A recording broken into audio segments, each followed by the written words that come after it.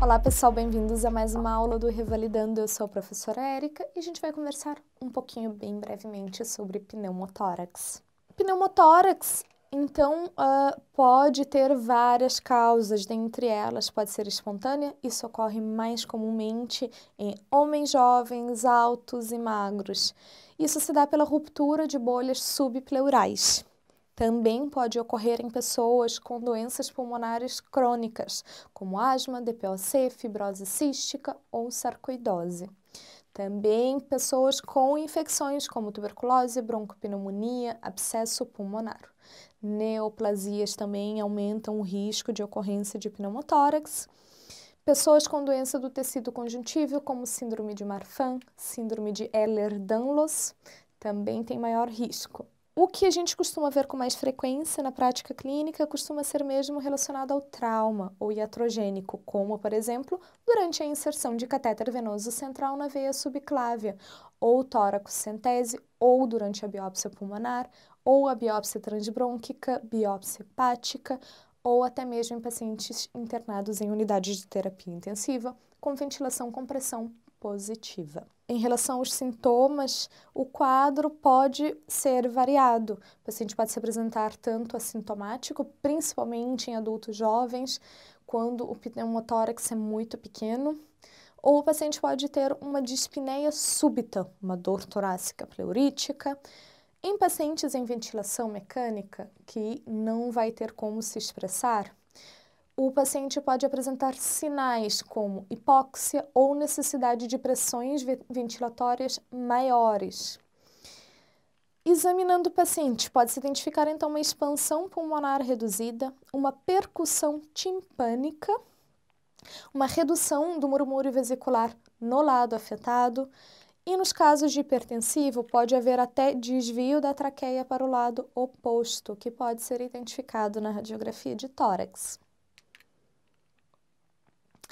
Os exames.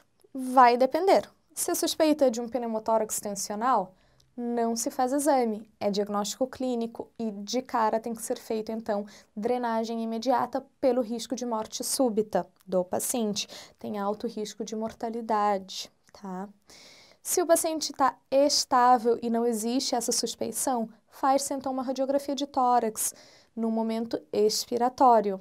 Gasometria arterial, principalmente em pacientes com doença pulmonar crônica ou pacientes em ventilação mecânica também.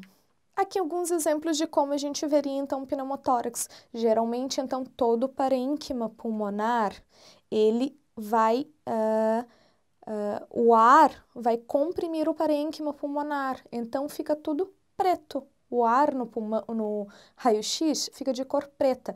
Dá para ver uma simetria clara ali na imagem do raio-x, né?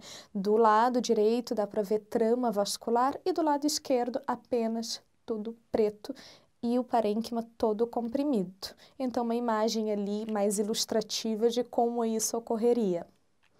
Também eu aproveito agora para falar que também esse diagnóstico pode ser feito por ecografia à beira do leito, que é um método menos invasivo e que você não precisa estar levando o paciente para um transporte. O diagnóstico é rápido e serve até como guia para fazer a drenagem.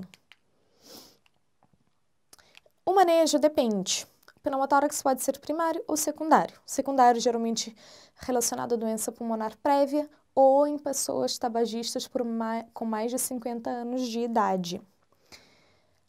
É feita a medida do tamanho, que geralmente se mede a partir da margem do pulmão até a parede torácica, a nível do hilo, então ali a altura do hilo, vê-se então a margem do pulmão, do parênquima pulmonar, até a parede torácica. Lá na aula de cirurgia, o colega, assim, a aula tá bem legal, ele explicou bem direitinho toda a técnica ali para fazer. Aqui a gente vai falar um pouquinho mais por cima. Então, é feita, então, a aspiração do pneumotórax e, dependendo do tamanho, é feita a drenagem torácica.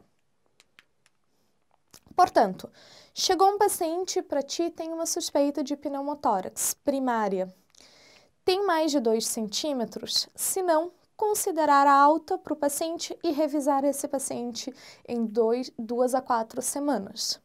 Se tiver mais de 2 centímetros no raio-x, fazer a aspiração. Se esse não for efetivo, pensar então em drenagem torácica.